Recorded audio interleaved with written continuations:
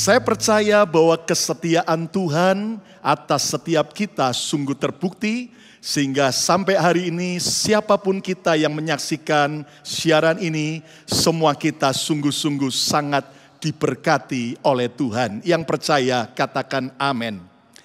Nah, saudaraku, bulan ini kita masih terus belajar tentang peace atau damai sejahtera.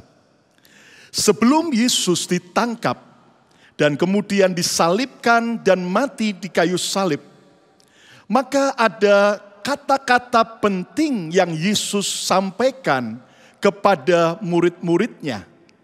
Dan kata-kata penting ini juga yang Tuhan mau kita belajar hari ini. Saya harap nanti saudara di rumah baca mulai dari Yohanes pasal 16, mulai ayat pertama sampai ayat yang terakhir. Dan kita akan langsung melihat pada bagian ayat yang terakhir di ayat 33, Yohanes 16 ayat 33, Yesus berkata demikian, "Semuanya ini kukatakan kepadamu, supaya kamu beroleh damai sejahtera dalam aku. Dalam dunia kamu menderita penganiayaan, tetapi kuatkanlah hatimu. Aku Yesus telah mengalahkan dunia." Nah, ayat ini merupakan ayat penting yang Yesus ajarkan buat kita. Sebagai murid Yesus, kita diajar untuk hidup dalam damai sejahtera yang berbeda dengan apa yang dunia ajarkan.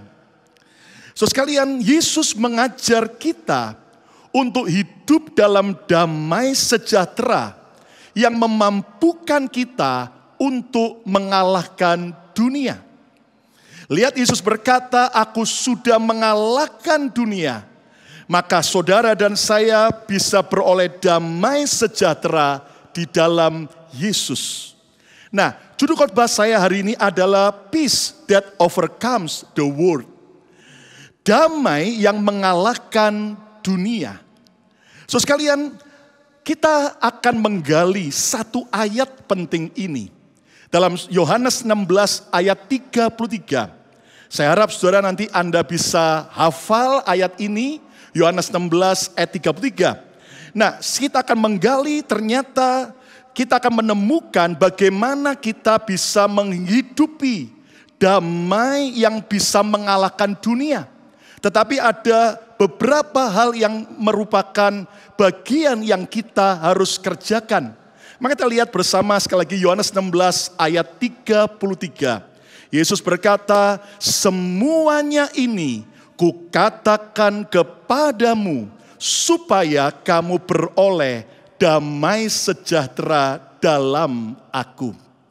Rupanya Yesus berkata bahwa perkataan Yesus itu berkaitan erat dengan damai sejahtera. Kalau saudara mau hidup dalam damai sejahtera, rupanya kita harus mau mendengarkan dengan baik apa yang merupakan perkataan Yesus. Nah, dari bagian awal dari ayat ini kita bisa belajar damai yang mengalahkan dunia membutuhkan yang pertama, keberanian menghidupi perkataan Yesus.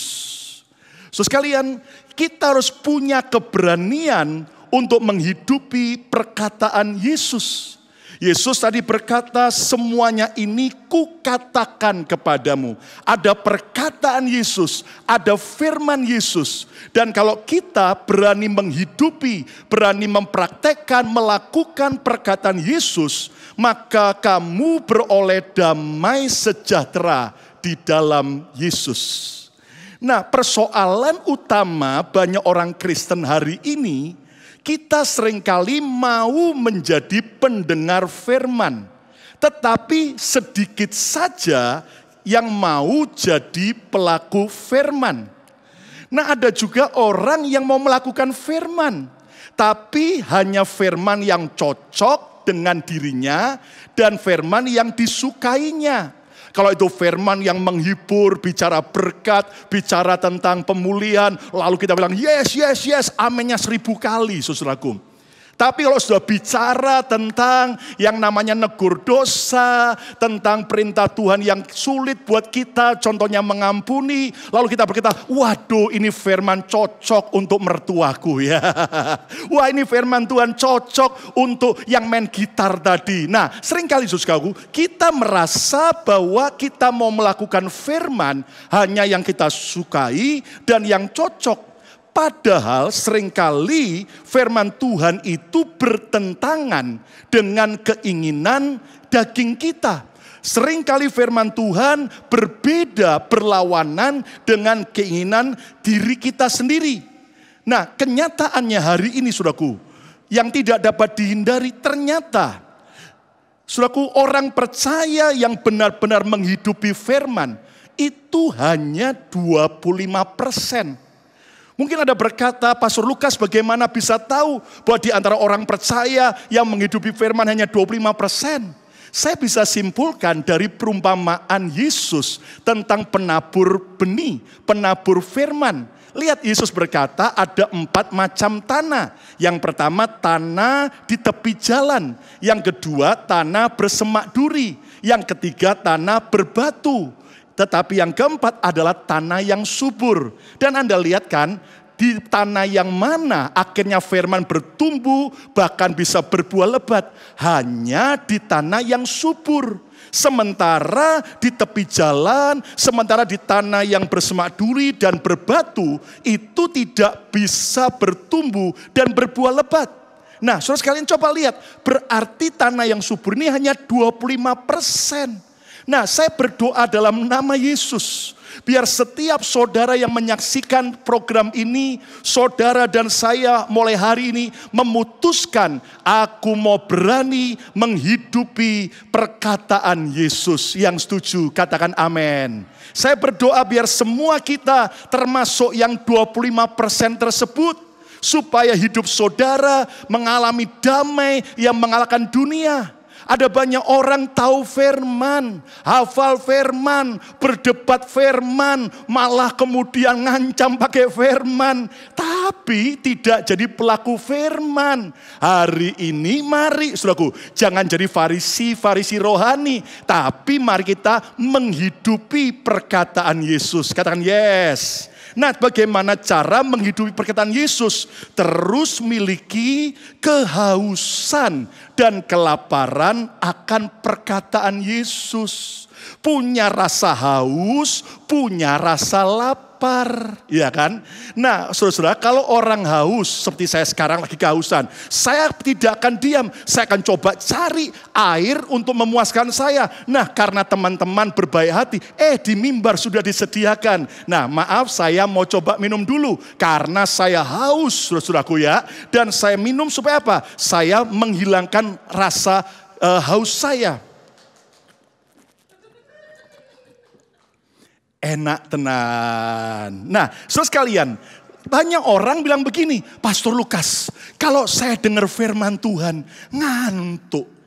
Kalau saya dengar khotbah, itu dari awal, benar-benar yang namanya semua penglihatan, ya kan. Penglihatan ayam goreng, penglihatan shopping, itu semua. Nah, jangan jadi tanah tepi jalan, jangan jadi tanah bersemak duri, jangan jadi tanah yang berbatu-batu. Biar kita berani menghidupi perkataan Yesus, amin. Nah sekarang begini saudaraku, ada orang berkata, Pastor Lukas saya kalau harus baca firman Tuhan 2 pasal 1 hari, aduh baru beberapa ayat sudah.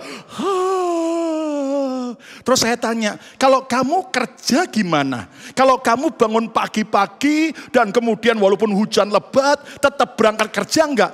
Karena kerjanya jamnya pagi. Oh iya tetap berangkat. Nah sekarang saya mau tanya Bapak Ibu, kenapa orang semangat untuk bangun pagi walaupun masih capek, masih ngantuk untuk pergi kerja? Kenapa? Karena mereka pasti alasannya adalah sebab mereka merasa perlu apa? Uang. Betul apa betul? Ya kan? Beberapa orang di masa stay home begini nekat tetap kerja. Kenapa? Karena tetap perlu apa? Uang. Nah sayangnya ketika keperluan akan uang itu besar, tapi orang yang sama tidak punya sebuah keinginan keperluan yang besar akan perkataan Yesus. Hari ini mari ubahlah. Saudara, semua kita perlu kerja, semua kita perlu duit, tapi inginkan haus dan lapar akan perkataan Yesus lebih daripada apapun juga. Katakan amin. Lalu cara menghidupi perkataan Yesus berikutnya adalah terus konsisten melakukan perkataan Yesus. Yang paling sulit itu konsisten. Ya Pak ya. Memulai jauh lebih mudah daripada mengakhiri.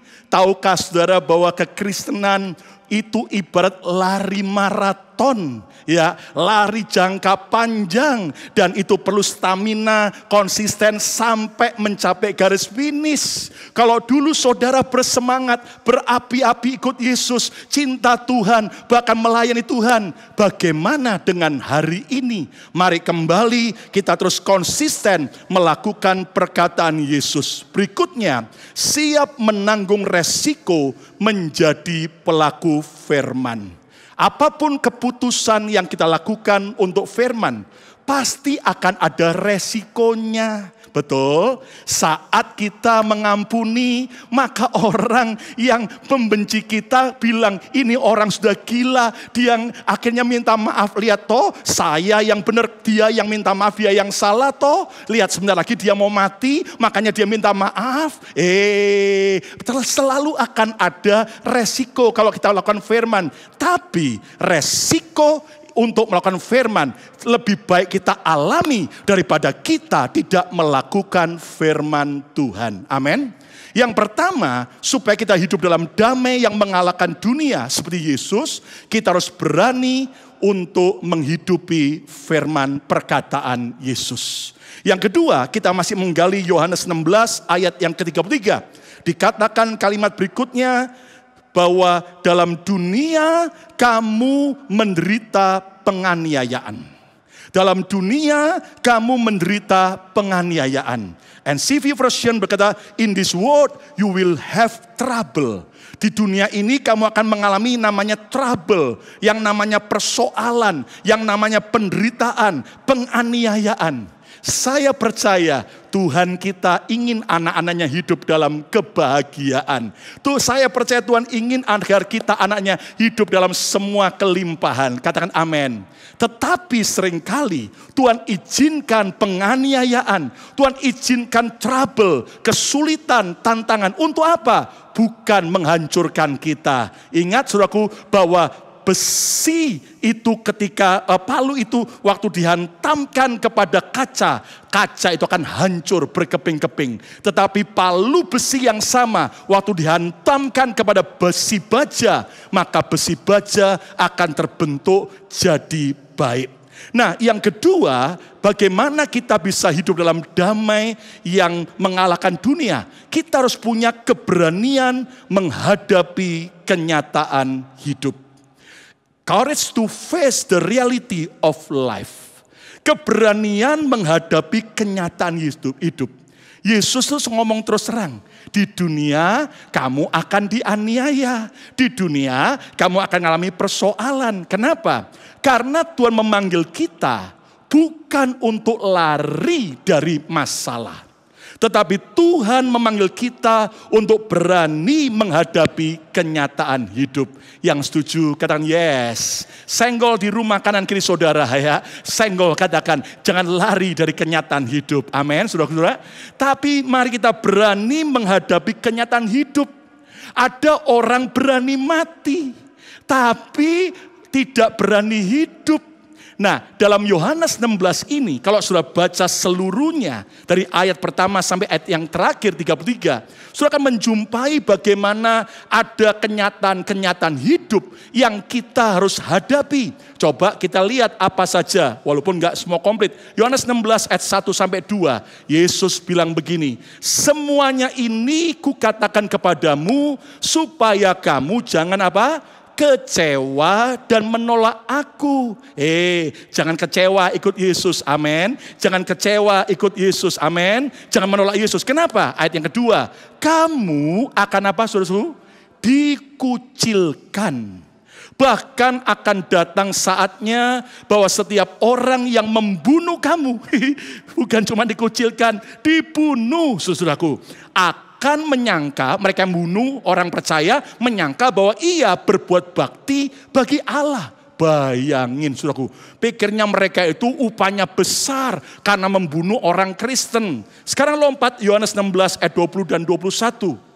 Yesus juga bilang begini, aku berkata kepadamu, sesungguhnya kamu akan menangis dan meratap. Loh, anak Tuhan, murid Yesus. Ternyata Yesus berkata, sesungguhnya kamu akan menangis dan meratap. Tetapi dunia akan bergembira. Saat kita menderita, menangis, dunia bergembira, mentertawakan, mengolok-olok, mengejek. Kamu akan berduka cita, tetapi duka citamu, ini janji Tuhan. Tetapi duka citamu akan apa? Berubah menjadi sukacita. Ayat 21, seorang perempuan berduka cita saat ia melahirkan. Sakit, ya kan? Saya percaya saya enggak pernah merasakan sakitnya bersalin, saudara ya. Cuman mules waktu lihat isi saya melahirkan, saudaraku. Apalagi anak-anak kami yang lahir, itu gede-gede, saudara. Nah, saudara bisa bayangkan waktu mau melahirkan sakitnya bukan main, ya tahu. Tapi lihat, Yesus bilang ini, tetapi sesudah ia melahirkan anaknya, ia tidak ingat lagi akan penderitaannya, lupa semua kesedihannya, lupa sakitnya, karena kegembiraan bahwa seorang manusia telah dilahirkan ke dunia. Berani menghadapi kenyataan hidup. Sekalian, kalau kita berani menghadapi kenyataan hidup, maka melewati kondisi apapun kita tidak akan mudah kehilangan damai sejahtera. Katakan amin. Nah, kenyataan hidup yang kita bisa alami sebagai murid Yesus itu apa saja? Dalam Yohanes 16 kalau Anda baca, perhatikan, dikucilkan, diejek, dibully, ya kan, dimusuhi. Jadi kalau Anda dimusuhi karena Anda ikut Yesus, nggak usah heran, amin. Dianiaya, bahkan bisa dibunuh, duka cita dalam penderitaan. Nah, ini adalah kenyataan hidup ikut Yesus. Nah, sekalian, saya di gereja ini terus mengajarkan keseimbangan antara cross and glory, antara salib dan kemuliaan. Percayalah, di balik salib pasti akan ada apa? Kemuliaan. Jangan cuma mengajarkan kemuliaan, glory. Nanti orang kaget waktu dia harus lewati jalan salib. Tapi jangan cuma bicara salib tanpa bicara kemuliaan. Kenapa? Nanti orang akhirnya merasa betul-betul ikut Yesus gak bisa ngalami pemulihan. Nah, hari ini saudaraku, kenyataan hidup ini yang bisa terjadi sebagai murid Yesus. Damai sejahtera yang mengalahkan dunia ternyata dimulai saat kita siap menghadapi kenyataan terburuk yang bisa terjadi. Kita bersama saya harus siap. 2, 3. Nah, cara siap menghadapi kenyataan hidup adalah apa? Siap menghadapi kemungkinan terburuk. Saudara sekalian, sampai Yesus ngomong begini kan, jangan takut pada yang lain, tapi takuti kepada Tuhan. Kenapa? Karena yang lain cuma bisa membunuh, tapi tidak berkuasa untuk memasukkan orang ke neraka atau ke surga. Tapi takutlah kepada Tuhan, karena Dia berkuasa lebih daripada segala-galanya. Nah, hari ini saudaraku, siap menghadapi kemungkinan terburuk di masa krisis begini. Ayo, jangan lari dari kenyataan. Nggak usah sibuk menyalahkan yang lain. Bersama Tuhan hadapi, percaya, katakan amin. Orang Indonesia itu saudara-saudara sudah terbiasa menter. Amin saudaraku. Kata bersama saya harus menter. Menghadapi semua krisis. Sudah terbiasa menderita, ya kan. Biasa, ya kan. Sampai dolar melambung tinggi dan nyanyi gukan terbang tinggi. Udah biasa. Nah, tapi mari kita tidak lari dari kenyataan. Berani siap menghadapi kemungkinan terburuk. Bahkan apa? Mengerti resiko mengikut Yesus. Bahwa ikut Yesus itu ada harga yang harus dibayar.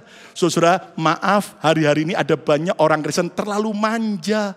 Kena masalah dikit aja, langsung kecewa sama Tuhan. Ya kan, hanya gara-gara sakit panu aja, nggak disembuhkan, langsung nggak ke gereja. Anda lihat teman-teman kita yang ada di China. Mereka di sana, kalau berdoa bukan doa gini, Tuhan buat hidupku enak. Tidak. Doa mereka, Tuhan beri aku kekuatan saat harus melewati jalan penderitaan. Nah, saudara sekalian, inilah yang membedakan kita. Kita harus belajar untuk mengerti resiko ikut Yesus. Bahkan mengerti janji Tuhan di balik penderitaan. Yesus tadi berkata bahwa sukacitamu akan berubah jadi apa? Sukacita. Jalan salib, kalau sudah lulus di baliknya adalah apa? Jalan kemuliaan. Katakan amin. Nah, saudara sekalian, hari ini miliki keberanian menghadapi kenyataan hidup. Saya masih ingat tahun 1997 ketika saya serahkan hidup saya melayani Tuhan sepenuh waktu. Saya tinggalkan semua dunia pekerjaan sekuler saya. Dan Anda tahu saudara, begitu banyak pengorbanan yang saya harus alami. Dari gaji yang saya terima tiap bulan, tiba-tiba jadi hamba Tuhan, tidak lewat dari 10%-nya saudara. Tapi apakah saya mengeluh? Tidak. Sampai akhirnya saya diutus ke Makassar, ke ujung pandang, Sulawesi.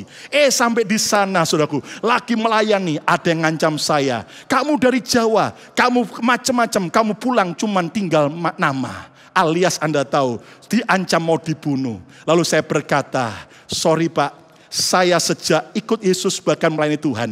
Kalau saya berani melangkah jadi hamba Tuhan, bahkan saya siap tinggalkan Pulau Jawa, merantau ke Sulawesi. Itu artinya apapun resiko yang terjadi, bahkan taruhan nyawa pun saya siap. Dan Anda tahu saya pandang orang itu dengan kasih dan dengan keberanian. Bukan berani mau pukul-pukulan, enggak saudara. Ya, dia udah bawa pisau. Tapi saya pandang kasih, orang itu mundur sendiri. Kenapa? Dia anggap ini orang gila saudaraku. Nah, mari kita belajar. Toh resiko yang kita alami paling banter cuman apa? Mati. Lah habis mati apa? Masuk surga, disambut para malaikat. Katakan amin. Nah, kita harus belajar siap. Hari-hari ini kita kehilangan seorang wanita yang kita sebut sebagai pahlawan iman. Walaupun sebelumnya kita tidak mengenal. Anda tahu wanita ini bernama Joyce Lin. Orang Indonesia yang ternyata akhirnya tinggal di Amerika, dibesarkan di Amerika, saudara, dan akhirnya dia menjadi orang yang pandai, mendapat gelar sarjana dari beberapa university di Amerika yang sangat bagus, bahkan kerjaan yang sangat nyaman di Amerika. Sampai satu hari dia dipanggil Tuhan untuk jadi misionari. Dan dia akhirnya menyerahkan dirinya. Dia tinggalkan semua zona nyamannya. Jadi hamba Tuhan misionari. Di mana? Bukan di Philadelphia. Di Papua. Bukan di kota besarnya. Tapi masuk ke pedalaman-pedalaman. Dan Joyce Lin, saudara, dia juga seorang yang akhirnya belajar untuk jadi pilot. Dia bisa terbangkan pesawat. Dan dia terbangkan pesawat MEF, pesawat kecil untuk membawa barang-barang penting untuk orang-orang yang ada di pedalaman Papua. Dan itu dia lakukan sekian lama dengan sebuah pengorbanan, sacrifice dari hidup di Amerika yang serba nyaman. Tapi dia rela tinggal di pedalaman Papua.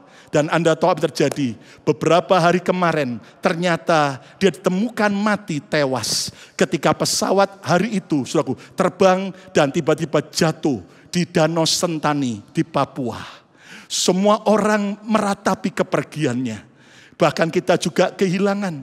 Saya lihat dari proses pemakamannya. Anda tahu, orang-orang yang dia layani semuanya nangis. Mereka salut dengan seorang wanita muda yang rela menyerahkan hidupnya untuk mengabdi kepada Tuhan. Tapi tahukah Anda, detik Joyce Lin mati, saya yakin dan percaya sorga menyambut dia luar biasa. Katakan amin, saudaraku. Saudara sekalian, mari kita berani hadapi kenyataan hidup. Bersama Tuhan kita tidak dikalahkan dunia. Bersama Tuhan kita mengalahkan segala persoalan. Katakan amin. Saudara, saya bersyukur teman-teman dari gereja ini juga tanggap dan ambil sebuah saudaraku resiko. Untuk kami di masa stay home harusnya lebih baik tinggal di rumah, menghindari keramaian. Tetapi kita lihat ada kairos Tuhan, kesempatan yang Tuhan buka untuk kita membagi makanan bagi komunitas. Anda tahu setiap kali kami bagi ribuan paket makanan. Dan itu orang antri sekian lama, sekian panjang. Dan kami tahu resikonya saudaraku, itu kami bisa sampai tertular. Tapi saya bilang kepada teman-teman, yang takut tugas jangan ikut. Tapi siapa yang siap hadapi resiko apapun, mari kita siap jalan. Dan bersyukur minggu lalu ya sedikit ada ujian. Sempat ada yang rumahnya serumah terkena dan ternyata sempat panik saudara. Tapi Tuhan ternyata masih melindungi kita. Di mana akhirnya setelah tes semua negatif ya. Termasuk saya dan isi tes COVID negatif ya. Tapi saya dengar di antara yang tes negatif COVID ada yang positif hamil saudara. Nah tapi yang pasti bukan saya dan isi saya saudaraku ya. Nah mari kita belajar saudaraku. Kalau seandainya Tuhan buat kita negatif, bersyukur. Tapi seandainya kalau Tuhan izinkan saudara kita ada yang terpapar COVID, bahkan ada yang mati, ada yang kehilangan keluarganya, orang-orang yang dicintai. Apakah kemudian kita menyalahkan Tuhan? Apakah kemudian kita marah sama Tuhan, kecewa, kenapa aku melayani Tuhan, mengalami begini? Mari kita belajar. Kekristenan sejati, Yesus berkata, kamu akan mengalami penganiayaan. Kamu akan mengalami trouble. Jadi saudaraku, yang pertama tadi punya keberanian menghidupi perkataan Yesus. Yang kedua punya keberanian menghadapi kenyataan hidup. Yang ketiga, kembali dalam Yohanes 16 ayat 33. Kalimat berikutnya adalah, tetapi kuatkanlah hatimu. But be brave. Jadilah berani. Tetapi kuatkanlah hatimu. Yang ketiga, damai yang mengalahkan dunia membutuhkan keteguhan hati. Strong heart. Saudara sekalian, tawar hati adalah pencuri damai sejahtera. Kekecewaan adalah perusak damai sejahtera. Ketakutan dan kekhawatiran adalah lawan dari damai sejahtera. Kekhawatiran tidak pernah bisa satu ruangan dengan damai sejahtera. Saat orang hidup dalam kekhawatiran, nggak mungkin dia hidup dalam damai sejahtera. Ya Pak ya. Tapi saat kita hidup dalam damai sejahtera, percayalah kekhawatiran tidak bisa mengganggunya. Amin, saudaraku. Nah, Tuhan mau agar kita menguatkan, meneguhkan hati saat menghadapi tantangan hidup ini. Ingat Raja Salomo memberi nasihat, jika engkau tawar hati pada masa kesesakan, kecillah kekuatanmu. Ayo di masa kesesakan ini jangan sampai malah kita tawar hati. Tapi kita memperkuat hati kita, miliki keteguhan hati. Karena hati adalah sumber segala sesuatu dalam hidup ini. Keteguhan hati itu artinya apa? Berkeyakinan kuat. Keyakinannya tidak pernah digoyahkan. Bahwa percaya di balik salib pasti akan ada kemuliaan. Percaya bahwa tidak selamanya orang benar ditinggalkan Tuhan. Tapi akan tiba waktunya pembelaan dan pertolongan Tuhan secara ajaib. Katakan amin. Tidak selamanya orang percaya dipermalukan. Akan ada waktunya kita akan dipermuliakan. Keteguhan hati artinya memiliki rasa aman. Lewati semua penderitaan, tapi ada damai yang dunia tidak bisa berikan. Kenapa? Karena ada sebuah rasa aman, secure, lalu kemudian tidak tergoyahkan. Lewati apapun tetap menter, lewati apapun tetap tahan banting. Nah, saudara sekalian, inilah yang Tuhan mau supaya kita menguatkan hati kita, punya keteguhan hati. Satu kali ada 3 orang sahabat lagi berburu. Waktu mereka asik bertiarap untuk siap menunggu saudara binatang buruan lewat dengan senapan masing-masing. Ternyata ada seekor ular berbisa mematuk kaki ketiga pemburu tersebut. Pemburu yang pertama waktu dia sadar kakinya terpatuk ular berbisa. Apa yang terjadi? Dia langsung kemudian panik. Dia langsung berdiri ketakutan, teriak-teriak kayak orang histeris. Dia lari sana lari sini. Dan dia tidak tahu pada waktu dia semakin bergerak. Bisa itu mulai cepat tambah cepat menyebar. Dan dia jatuh dan mati. Tetapi pemburu yang kedua, waktu dia tahu dia kepatuk ular, dia langsung berdiri, dia marah sama ularnya, dia emosi, dia kejar ularnya, dia tembak, dier, lolos, dikejar terus. Dan tanpa sadar, dia jatuh dan mati. Tapi pemburu yang ketiga, ketika dia tahu juga dia terpakut ular, dia meneguhkan hatinya, dia tidak panik, tetapi dia tenang, dia pelan-pelan berdiri. Dan dia mulai lihat posisi tempat di mana ular itu memanggutnya. Dan dia mulai pelan-pelan hisap bisa itu.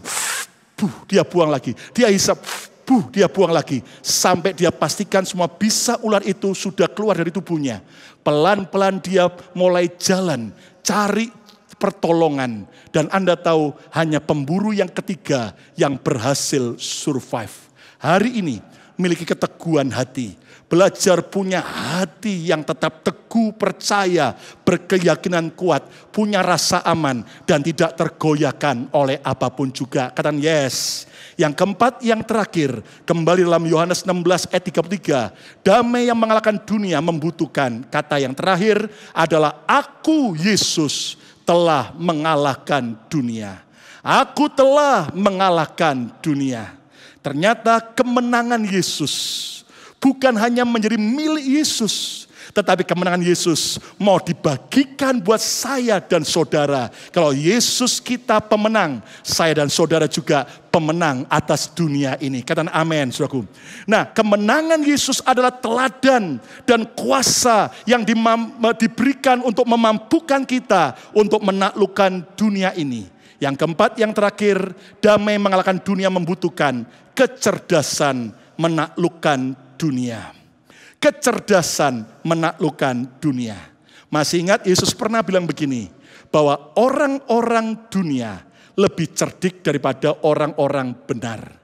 Itu sebenarnya merupakan kalimat tamparan untuk setiap kita, alias begini, orang benar tidak boleh kalah cerdik, tidak boleh kalah cerdas dengan orang dunia. Amin. Kenapa? Karena kita punya Roh Kudus, sumber segala hikmat, sumber segala kecerdasan, sumber segala kreativitas yang memampukan kita untuk menaklukkan setiap krisis ini, menaklukkan setiap tantangan. Yohanes 16 ayat 13. Tetapi apabila ia, yaitu Roh Kudus datang, yaitu roh kebenaran, ia Roh Kudus akan memimpin kamu ke dalam seluruh kebenaran. Sebab ia tidak akan berkata-kata dari dirinya sendiri, tetapi segala sesuatu yang didengarnya, itulah yang akan dikatakannya. Dan ia, Roh Kudus, akan memberitakan kepadamu hal-hal yang akan datang. He will tell you about the future. Dia akan memberi tahu engkau tentang future, tentang apa yang bakal terjadi. Tahukah Anda, dunia sedang berubah. Mau tidak mau kita melihat kenyataan bahwa dunia sedang berubah dan sedang memaksa hidup kita untuk kita juga mau berubah, beradaptasi terhadap kenormalan yang baru, new normal. Nah, saudara sekalian, lihat ternyata ada kalimat bilang begini, bahwa orang yang bisa bertahan di tengah perubahan hanya satu, orang yang cepat beradaptasi dengan perubahan. Nah, kecerdasan menaklukkan dunia membutuhkan apa? Peka terhadap tuntunan Roh Kudus. Percaya Roh Kudus yang menyertai kita lebih besar dari semua masalah kita. Dia maha tahu karena dia pribadi Tuhan sendiri. Dia maha kuasa, dia maha hadir. Dia bisa beritahu, nak, ini waktunya kamu beli saham yang ini. Kamu jual saham yang itu. Amin, saudara. Bisa enggak? Bisa. Nah, ini waktunya kamu buka usaha ini. Bisa enggak? Bisa. Dan Anda tahu, saudara, ini adalah sesuatu tuntunan Roh Kudus. Ya, tapi jangan ke kasino, saudara ya. Lalu kemudian tanya, tuh Roh Kudus tuntun nomor 8 atau nomor 5 yang mau keluar. Itu enggak boleh, saudara ya. Kecuali kalau Anda ajak saya. No. Cepat tanggap dalam beradaptasi terhadap perubahan.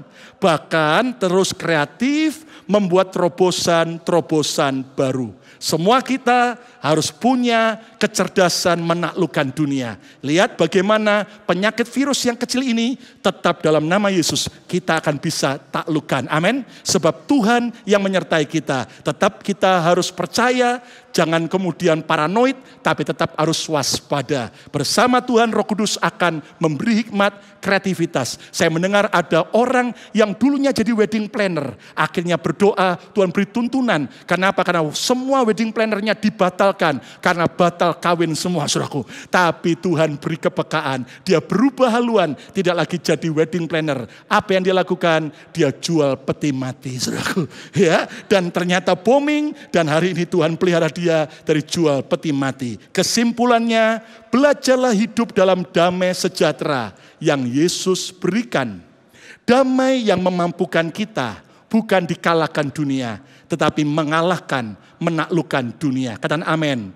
Damai yang mengalahkan dunia membutuhkan 4 poin. Dari Yohanes 16 ayat 33. Keberanian menghidupi perkataan Yesus. Jangan cuma jadi pendengar, tapi jadilah pelaku firman. Dan mari bukan hanya firman yang menyenangkan, yang cocok, tapi juga apapun yang memang tidak cocok dengan daging kita, tapi itu adalah kebenaran. Mari hidupilah. Yang kedua, keberanian menghadapi kenyataan hidup.